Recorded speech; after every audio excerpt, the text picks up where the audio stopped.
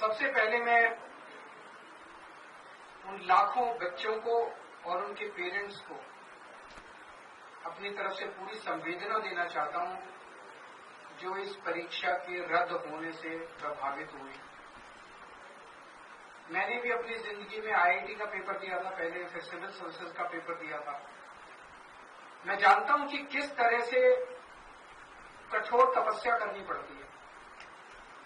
हमारा एक छोटा सा घर होता था, वहां पे हिसार में ऊपर एक छोटा सा कमरा बनवा लिया था। 24 घंटे उस कमरे में बैठा मैं तैयारी करता था।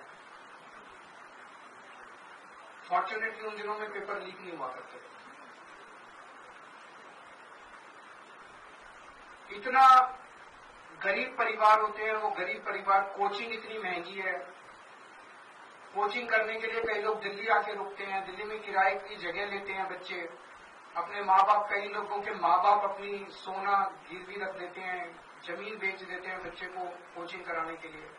और उसके बाद अगर पेपर लीक हो जाए तो उससे बड़ा मैं समझता हूं कि धोखा किसी के साथ नहीं हो सकता। और ये नीट का पेपर पहली बार लीक नहीं हुआ।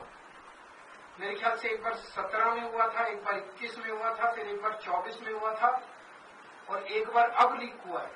4 बार पेपर लीक हो चुका। तो पेपर ऐसे तो लीक होते नहीं। इसका मतलब बहुत बड़े स्तर के ऊपर कुछ ना कुछ तो कन्फ्यूजन है, मिली भगत है, पॉलिटिकल पेट्रोनेज है। मैं ये जानना चाहता हूं जिन्होंने 2017 का पेपर लीक किया था वो आज कहां है? उनको सजा मिली? जिन्होंने 2021 का पेपर लीक किया था उनको सजा मिली? जिन्होंने 2024 का पेपर लीक किया सबकी बेल हो गई, सारे बाहर हैं। सबको कह दिया गया अब अगले पेपर की लीक करने की तैयारी करो। और वो कर रहे हैं, पेपर लीक पे लीक पे। ये चल क्या रहा है इस देश के अंदर? और मैं पूरी जिम्मेदारी के साथ कहता हूं, सरकार चलाना कोई आसान काम नहीं है। सरकार चलाना बहुत मुश्किल काम है। जिन लोगों से एक पेपर ठीक से नहीं होते बिना लीक करवाए, वो सरकार क्या चलाएंगे? मिले हुए हैं ये लोग। It is a case of complete कल्यूजन।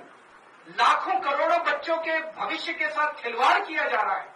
उन सब बच्चों के साथ मेरी संवेदनाएं हैं और मैं उन सब बच्चों को बोलना चाहता हूं कि सड़कों के ऊपर उतरना पड़ेगा। ये सरकार केवल और केवल जन आंदोलन की भाषा समझती है और केजरीवाल आप लोगों के साथ है।